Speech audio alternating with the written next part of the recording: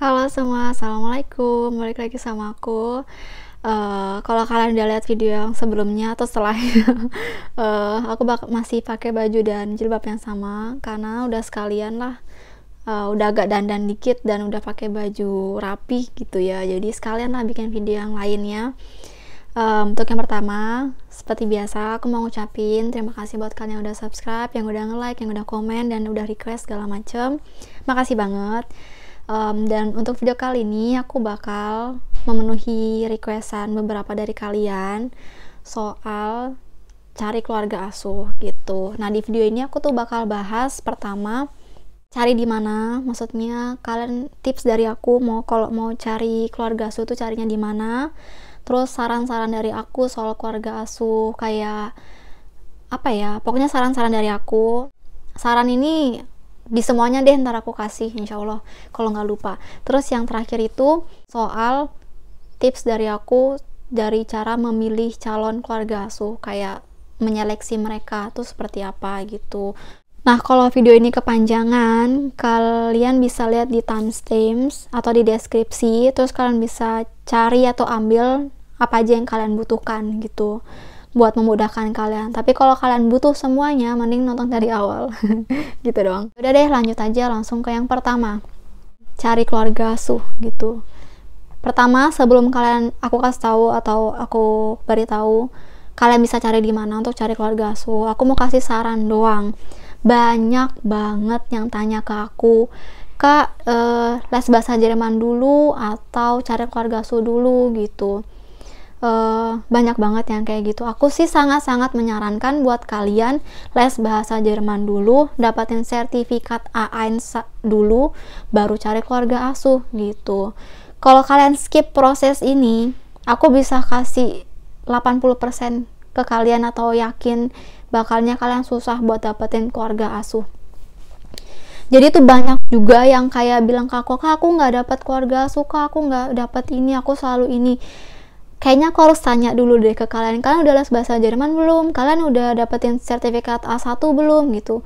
Atau A1? Kalau kalian udah dapetin sertifikat A1 terus udah les bahasa Jerman, terus kalian masih belum dapat keluarga asuh, itu baru kayak gimana gitu. Tapi setahu aku selama ini, kalau kalian tuh udah les bahasa Jerman, udah dapat sertifikat A1, pasti deh insyaallah pasti dapat keluarga asuh. Mau itu lama, mau itu susah, mungkin agak lama gitu atau lebih susah nyarinya, tapi insyaallah pasti deh nemu gitu.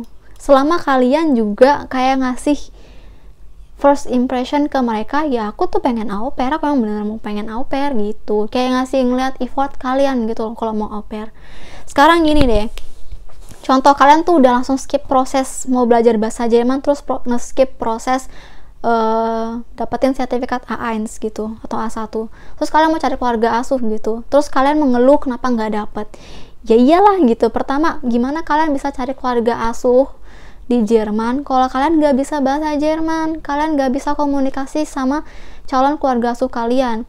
Terus misalnya nih kalau udah dapat keluarga asuh, terus kalian bilang kalian perlu belajar bahasa Jerman dulu, perlu ujian A1 dulu atau A1 dulu, terus mereka bakal mau nunggu selama itu gitu biar sampai kalian memenuhi semua proses itu. Mereka kan juga butuh yang cepat, mereka juga butuh calon au pair yang memenuhi kriteria gitu loh, yang udah punya bobotnya lah istilahnya untuk mau jadi au pair. Mereka juga nggak ada waktu buat nungguin kalian sampai selama itu gitu loh. Kecuali untuk masalah visa gitu, itu otomatis pasti nunggu juga. Cuman kan setidaknya kalian tuh udah nunjukin ke mereka kalau kalian emang serius mau au pair gitu. Makanya aku selalu nyaranin ya mending les bahasa dulu, kalian dapetin sertifikat A1 dulu, baru deh nyari keluarga asuh gitu. Jadi kalau ada yang nanya lagi ke aku, kalian bisa lihat video ini. Gitu, bukannya aku mau marahin kalian, cuman ya itu tuh kayak nggak nunjukin ke orang juga gitu loh kalau kalian serius mau au pair gitu. Emang kalau emang mau niat ya diniatin, emang usaha gitu, emang apa ya, ini deh apa syarat-syaratnya tuh kalian iniin, kalian penuhi gitu, kalian tunjukin keniatan kalian dan keseriusan kalian gitu. Itu buat yang step pertama sebelum kalian mutusin buat nyari keluarga asuh. Saran aku les bahasa dapetin sertifikat A1 gitu. Selesai. Terus yang selanjutnya sekarang nih udah les bahasa, udah dapat sertifikat A1 atau A1. Kalau bisa emang yang poinnya lumayan, yang emang skornya lumayan tinggi, tapi kalaupun enggak ya kalian bisa perbaiki di wawancara atau nantilah, itu nggak terlalu wish banget atau nggak terlalu penting. Pokoknya kalau kalian udah lulus stepnya A1, sertifikat A1, terus masuk ke proses mencari keluarga asuh, aku bisa kasih tips nyarinya di mana. Nah, yang pertama aku bakal nyaranin yang namanya aupairworld.com. Karena aku sendiri juga pernah di situ. Aku pernah daftar di website itu. Aku sendiri nemu keluarga asuh aku juga di situ. Ntar aku jelasin lagi lebih rinci. Tunggu. Terus yang kedua, aku pernah dengar namanya aupair.com, tapi aku pribadi belum pernah nyoba gimana website itu segala macam. Jadi aku nggak bisa benar-benar kasih saran atau kasih masukan di situ. Cuman kalau kalian udah pernah nyoba di aupairworld tapi gagal atau kurang gimana, kalian bisa coba aupair.com. Terus kalian bisa cari di website gratis lainnya buat nyari au pair. Setahu aku sekarang lebih banyak dibanding zaman aku dulu.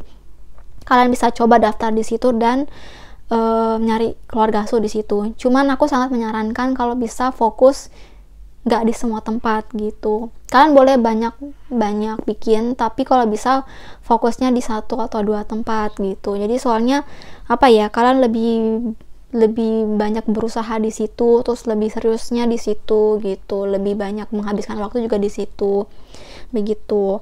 Terus yang ketiga itu banyak banget juga yang bilang ke aku bisa nemu di Facebook atau sosial media lainnya, Instagram, Facebook, segala macam sosial media lainnya. Nah, ini aku sangat menyarankan buat au pair cowok. Jadi kalau mau au pair tapi dia cowok gitu.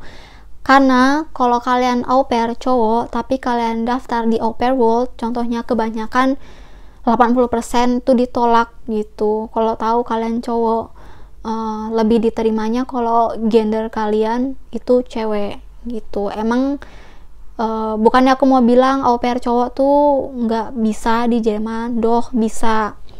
Kalau kalian mau au pair tapi kalian cowok itu bisa, cuman emang lebih susah. Kenapa? Karena ya kalian tau lah, kayak pengurus anak yang terkena tuh kalau cewek gitu kan, atau ngurus masalah rumah, masalah anak itu lebih bisa cewek gitu. Makanya orang Jerman tuh lebih tertarik cewek.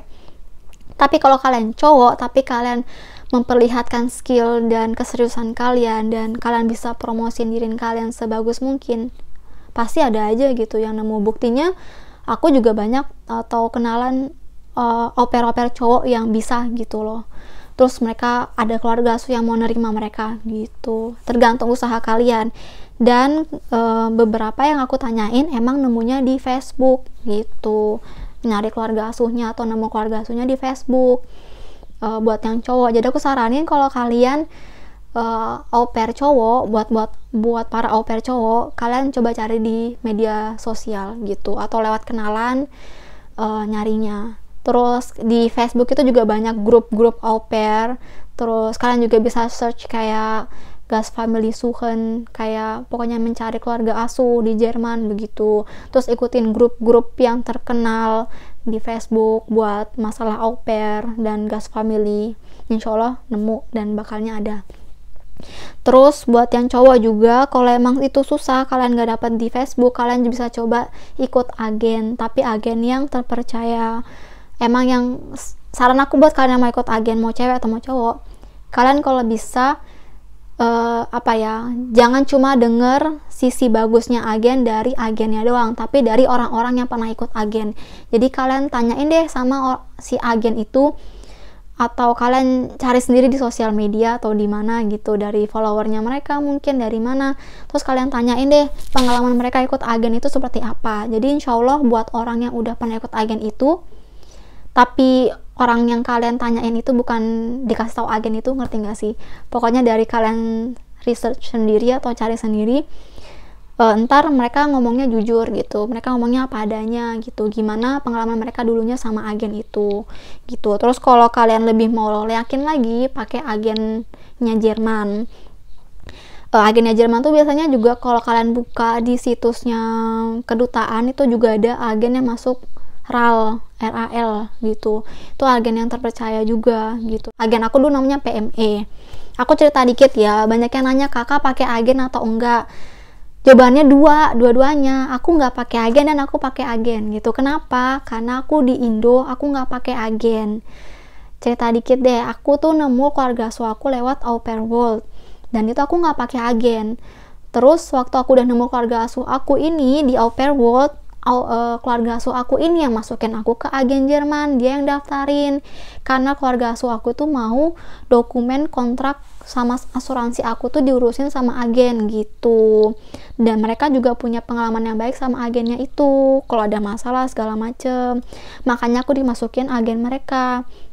Tapi agen Jerman ini itu nggak ada ngebantu aku masalah aku di Indo gitu. Mereka cuma ngurusin kontrak sama asuransi aku segala macam yang berhubungan dengan itu. Tapi kayak aku urusan sama kedutaan sama segala macam itu nggak ada. Jadi aku ngurus sendiri. Jadi kayak sama aja aku tuh nggak pakai agen buat au pair. Tapi setelah aku selesai masalah ngurus au pair di Indo, di Jermannya baru deh agen itu ngebantu aku dan ngurusin aku. Enaknya pakai agen itu, misalnya kamu ada masalah sama keluarga asuh kamu di Jerman ya, pakai agen Jerman ya, aku kasih tahu review jujur. Karena aku nggak di endorse atau apa sama agen mereka. Dari pengalaman aku itu kalau kalian punya masalah, kalian bakal diurusin dan bakal jadi mereka tuh jadi penengah buat kalian gitu loh sama keluarga asuh aku, sama keluarga asuh kalian gitu. Karena posisi mereka juga di Jerman, mereka juga punya orang di Jerman dan bakalnya bisa buat konsultasi gitu loh. Kalau agen di Indo kadang mereka udah tahu mereka ada masalah atau orang punya masalah, mereka angkat tangan gitu karena mereka posisinya di Indo. Tapi kalau agen Jerman itu karena posisinya mereka di Jerman, otomatis mereka lebih ngurusin kalian kalau kalian bermasalah di Jerman gitu. Terus mereka itu biasanya mengadakan juga pertemuan atau seminar berapa bulan sekali, misalnya sebulan sekali. Terus kalau ada hari-hari besar, hari libur gitu, kayak dulu waktu aku di Köln itu ada namanya karnaval. Nah itu agen aku juga ngadain pertemuan, kayak kita bikin party bareng, kita bikin acara bareng gitu. Pokoknya dulu aku tuh banyak banget pertemuan sama agen Jerman aku dan banyak kenal au pair dari negara lain, dari negara-negara lain karena agen Jerman itu. Makanya aku tuh juga nyaranin ke kalian buat ikut agen Jerman karena nggak ada ruginya, karena kalian nggak ada bayar apapun ke agen itu, yang bayar itu keluarga asuh kalian. Cuman salah satu syarat yang agak susah itu buat agen di Jerman, mereka minta medical check up. Nah itu, dan itu yang emang bayar. Waktu itu aku bayarnya termasuk lumayan mahal di rumah sakit, tapi tergantung kalian rumah sakitnya mana ya. Kalau dapat rumah sakit yang murah ya lucky atau beruntung gitu. Itu doang sih yang mereka biasanya minta syaratnya emang agak lebih tinggi buat ikut agennya mereka, dari medical check up. Terus mereka minta referensi, surat referensi kalian pernah pengalaman sama anak kecil. Nah surat-surat kayak gitu aku dulu kayak pengalaman itu aku minta tolong kakak aku malah, karena aku pernah ngurusin keponakan dia yang ngisi. Terus itu suratnya dalam bahasa Inggris, jadi dia yang ngisi. Dan itu nggak apa-apa, jadi nggak harus bener-bener pengalaman yang serius atau pengalaman kerja yang formal gitu. Kalau keluarga kalian punya anak kecil terus kalian minta surat pengalaman itu dari mereka ya it's okay. Waktu itu aku nggak apa-apa. Itu sih soal agen. Oke, jadi balik ke soal Au Pair World. Jadi pertama, kalau kalian mau daftar di Au Pair World ini, mereka tuh di awal pasti minta data diri kalian, terus sama surat motivasi ke keluarga asuh sebelum mereka nge-ACC akun kalian. Seingat aku ya, tapi kalau sekarang beda, ya kalian cek dulu. Pokoknya buat surat motivasi ke keluarga asuh kalian itu sebelum kalian bikin akun, kalau bisa udah referensi dulu gimana caranya bikin surat motivasi buat keluarga asuh kalian. Itu kurang lebih aja isinya sama surat motivasi aku bilang soal visa au pair gitu. Cuman bedanya itu bukan buat visa tapi buat keluarga asuh kalian. Kalau bisa kalian emang isi selengkap mungkin, sebagus mungkin, sebanyak mungkin. Kalau misalnya belum perfect it's okay, yang penting cukup lengkap gitu loh. Jadi pihaknya Au Pair World itu juga ngeseleksinya kayak, oh dia niat nih buat bikin surat motivasi, oh informasi yang dia kasih ini termasuk lengkap gitu loh. Dan kalaupun suatu saat kalian mau mengubah informasi itu atau mengupdate, itu masih bisa gitu. Cuman kalau bisa dari awal, sebelum kalian bikin akun di Au Pair World itu, kalian niat buat bikin surat motivasi ini dan data diri kalian, jadinya lebih bisa di ACC atau di accept sama mereka akun kalian gitu, karena emang ada kemungkinan buat ditolak, apalagi kalau kalian cowok seperti yang aku bilang sebelumnya. Nah pokoknya kalian niatin buat bikin surat motivasi ini, kalian tulis data yang bisa kalian kasih, kalian bener-bener kayak niat lah bikinnya. Kalian bisa cari di internet deh, sekarang banyak gimana caranya bikin surat motivasi buat keluarga asuh gitu. Pokoknya intinya atau isinya itu cuma seputaran soal kalian, dari biodata kalian gitu loh, profil kalian gitu, kalian nama kalian, umur kalian, lokasi kalian, tinggal di mana sekarang, udah belajar bahasa Jerman belum, terus udah berapa lama belajar bahasa Jerman, terus bilang kalau kalian udah punya sertifikat A1 seperti yang aku bilang. Makanya itu tuh penting, karena bisa kalian masukin di surat motivasi, bisa kalian masukin di biodata kalian atau di surat lamaran kalian gitu loh, kalau kalian tuh udah punya sertifikat A1. Jadi orang tua asuh tuh juga udah ngeliatnya, oh iya dia udah punya gitu, jadi lebih kayak bikin poin plus buat kalian gitu. Nah terus pokoknya isinya biodata kalian yang kayak gitu, terus bilang kalian itu lulusan apa, misal kalian sekarang kegiatannya apa, hobi kalian apa, terus kenapa kalian mau au pair, kenapa kalian mau ke Jerman, ceritain, terus kenapa kalian suka anak kecil, misal pengalaman kalian soal anak kecil, misal kalian punya keluarga besar, kalian punya adik, kakak, punya punya ponakan kayak sepupu, anak kecil, terus kalian suka gitu-gitu. Pokoknya promosiin diri kalian. Yang pertama kalian kasih biodata lengkap soal kalian, promosiin diri kalian, ceritain soal motivasi dan pengalaman kalian soal au pair dan ke Jerman. Terus kalian juga terbuka sama mereka gitu. Misal terbukanya dalam hal kalian tuh orangnya seperti apa. Misalnya kalau yang muslim, kalian bilang kalian tuh mau sholat, kalau memang mau sholat. Terus kalau kalian bilang tuh nggak minum alkohol misal, terus kalian nggak makan babi, kalian dari awal udah bilang di situ, udah terbuka aja sama mereka gitu. Jadi mereka udah tahu, jadi nggak kaget udah di sini. Terus apalagi ya, pokoknya terbuka masalah itu. Misal kalau itu menurut kalian penting. Terus kalian juga terbuka ekspektasi kalian ke keluarga asuh.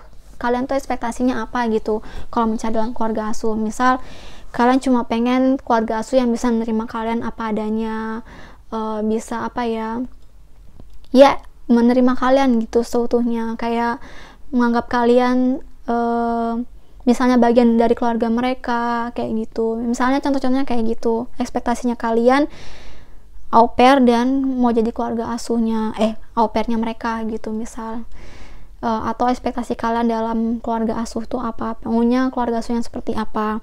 Kalau dulu aku nggak banyak ekspektasi di keluarga asuh, karena aku mikirnya, aku tahu aku berjilbab dan seorang muslim gitu, dan otomatis banyak orang Jerman juga yang nggak gitu kan, yang bukan muslim gitu. Terus aku nggak ekspektasi bener-bener dapat keluarga asuh muslim pada saat itu, tapi aku cuma ekspektasi nemu keluarga asuh yang bisa menerima aku apa adanya gitu.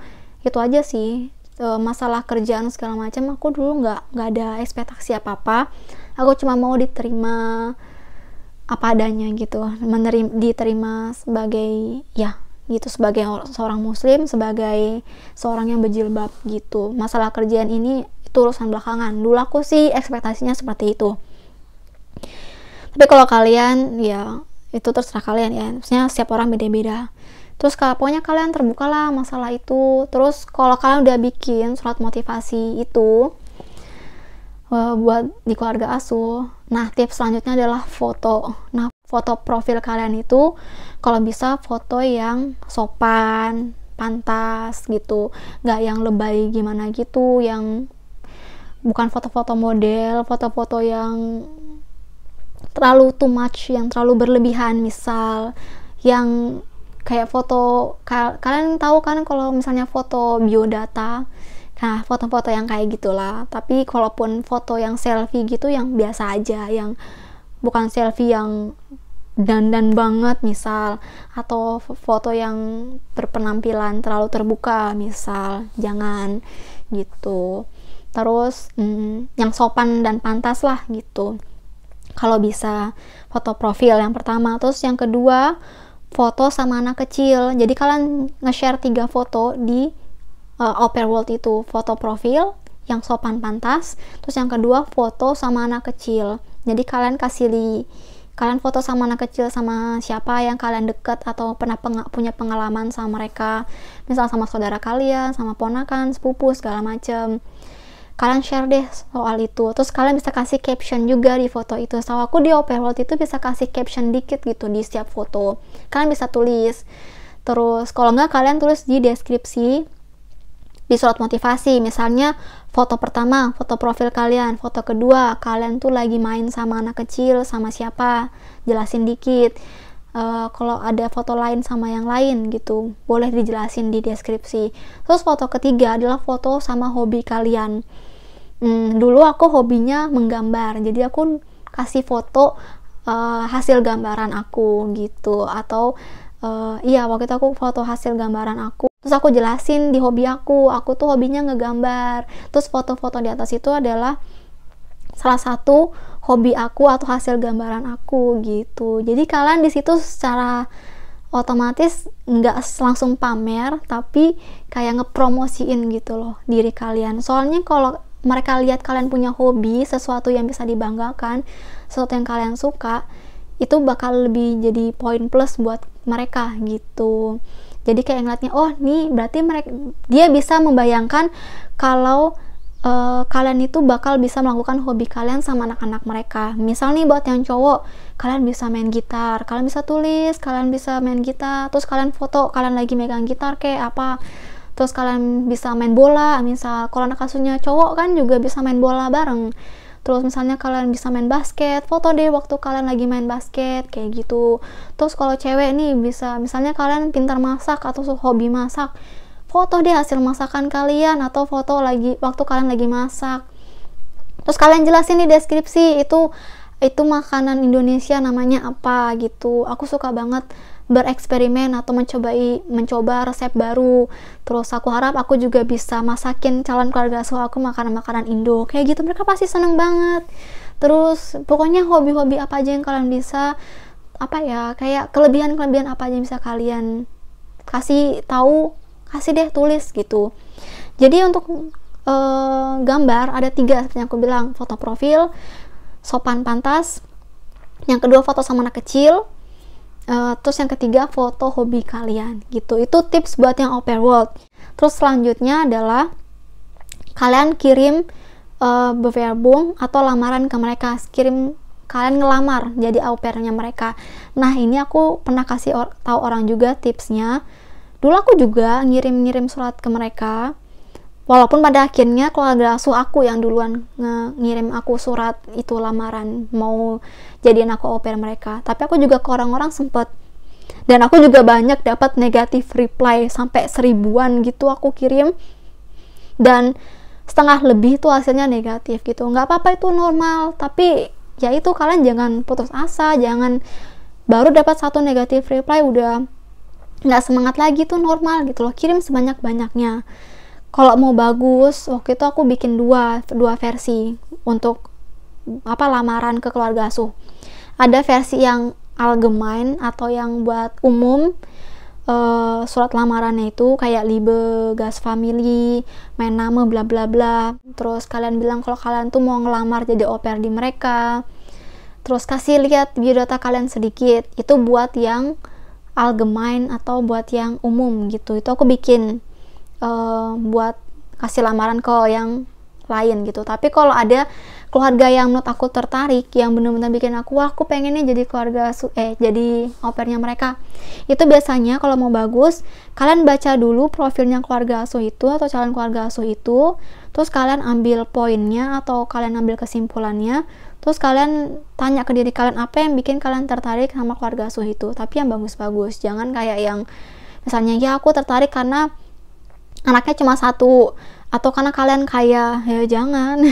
Jangan kejujuran juga, tapi kayak ya aku tertarik sama keluarga kalian karena misalnya nama anaknya mereka siapa, itu lucu, dia terlihat cute, atau aku bisa force talent atau membayangkan diri aku untuk jadi au pairnya kalian, seperti itu. Dan aku tertarik sama keluarga kalian. Pokoknya kalian bisa kasih cuplikan dikit yang kalian baca dari keluarga asuh ini, ngerti nggak sih? Jadi kayak mereka mikirnya, oh nih orang udah baca profil kita, berarti dia tahu kita maunya au pair yang seperti apa gitu, ngerti nggak sih? Kayak kamu ngirim lamaran ke perusahaan deh atau ke siapa, ya begitulah pintar-pintar kalian bikinnya begitu. Tapi kalau kalian malas, kalian juga bisa bikin yang buat keseluruhan seperti aku, jadi tinggal copy paste terus kirim ke keluarga asuh. Terus kalau kalian beruntung dapat positive reply begitu.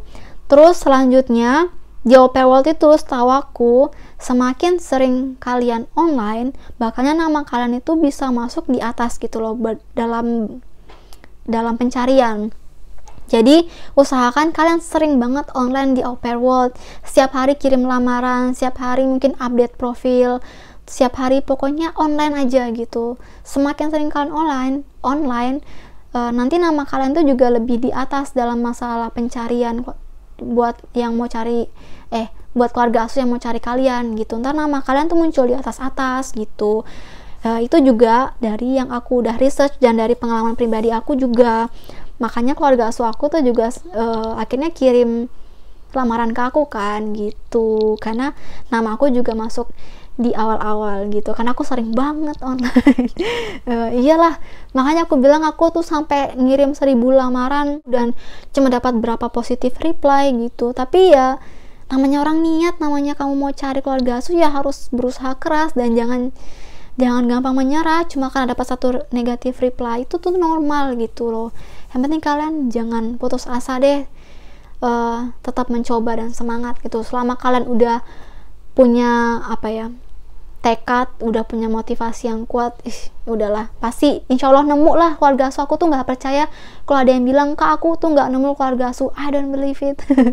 Jujur ya, aku sih nggak percaya, maafkan aku. Tapi mungkin usaha kalian yang kurang, usaha kalian udah tapi masih belum dapat, mungkin doa kalian yang kurang. Jadi dua itu harus dipenuhi ya menurut aku, usaha dan doa. Kalau cuma usaha tapi nggak ada doa itu juga lebih sering gagal. Tapi kalau cuma doa tapi nggak ada usaha sama aja gitu. Jadi dua-duanya tuh penting menurut aku. Itu yang aku percaya. Udah deh masalah au pair world itu deh tips dan saran dari aku soal au pair world. Kalau emang kalian mau cari di au pair world. Tapi kalau mau yang di Facebook seperti yang aku bilang, kalian bisa ikut grup-grup au pair di Facebook, grup-grupnya Efeshot.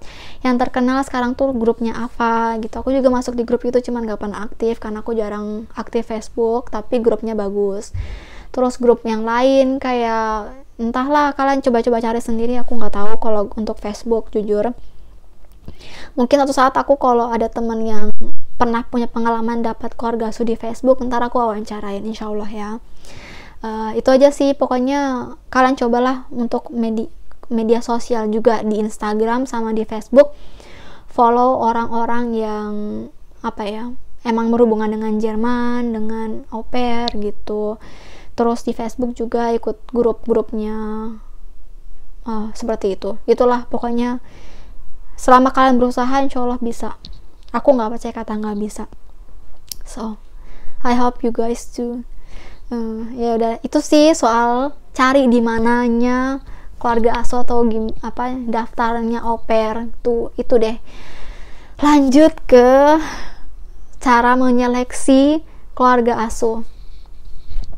Aku sempat punya kepikiran juga bikin video soal ini karena waktu itu habis ngobrol sama si Evi, terus dia juga bilang kalau dia tuh nggak, ya itulah maksudnya di keluarga asuh yang pertama dia bermasalah gitu-gitu. Dan di situ aku kayak dapat poin atau berpikir mungkin ada bagusnya juga kalau setiap orang tuh juga menseleksi dulu calon keluarga asuh mereka sebelum memutuskan untuk jadi au pair di keluarga asuh itu gitu. Ini dari cita-cita orang ya. Kalau aku sih dulu, seperti aku bilang, prinsip aku terserah di kota mana, keluarga asuh yang seperti apa, yang penting bisa menerima aku apa adanya dan bisa ya itu menerima aku 100% sebagai diriku sendiri begitu. Aku nggak punya ekspektasi apapun soal mereka. Tapi kalau kalian seperti au pair yang lain punya ekspektasi, ini bisa jadi bahan timbangan buat kalian memilih keluarga asuh. Jadi yang pertama itu, sebelum kalian memutuskan untuk jadi keluarga au pairnya mereka, kalian tanya semua hal yang berhubungan dengan Jerman dan au pair. Kalian jelasin semualah dari A sampai Z. Contoh yang harus kalian jelasin tuh dari masalah kontrak kerja. Terus kontrak kerja tuh kalian lihat dia tuh ada apa aja isinya. Misalnya tuh dari jam kerja. Bener nggak kalau jam kerjanya tuh cuma 6 jam seperti yang mereka janjikan gitu. Terus kalian bisa minta apa aja sih kerja 6 jam ini, kalau bisa udah dikasih kayak jadwal atau gambarannya. 6 jam ini ngapain aja sama anak asuh, kayak kalian minta Aufgabe kalian selama 6 jam tuh apa aja contohnya, atau tugas-tugas kalian tuh sama 6 jam sama mereka tuh apa aja. Kalian kalau bisa udah tahu soal itu, jadi waktu datang ke Jerman gak kaget kalian tuh harus ngapain atau apa gitu. Jadi kayak jelas masalah kerjaan kalian, jam kerja kalian, sama waktu libur kalian, kapan waktu libur kalian.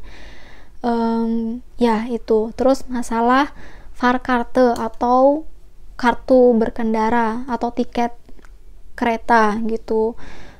Kalian dapat nggak buat ini tiket kereta? Buat masalah kursus juga, mereka bayar nggak kursus kalian? Kalau mereka bayarnya berapa? Terus gimana sistemnya? Ada waktu itu keluarga aku cuma bayar 50 euro per bulan. Masalah aku mau kursus apa atau yang gimana itu urusanku sendiri.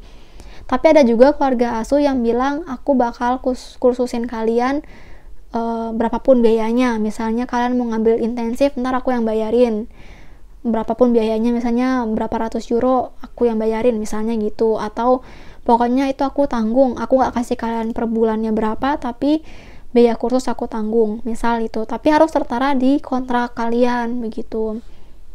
Pokoknya harus jelas masalah kalian kursus bahasa, masalah kontrak kalian, jam kerja kalian, tugas kalian. Aduh, suara aku habis. Aku lagi puasa. Terus masalah yaitu tadi kartu kereta. Biasanya kalau kursus kalian itu di kota kalian tinggal, kalian nggak dapat kereta atau kartu kereta atau kartu kereta ya, kartu berkendara gitu tiap bulannya. Tapi kalian biasanya dapat sepeda kalau misalnya itu jauh.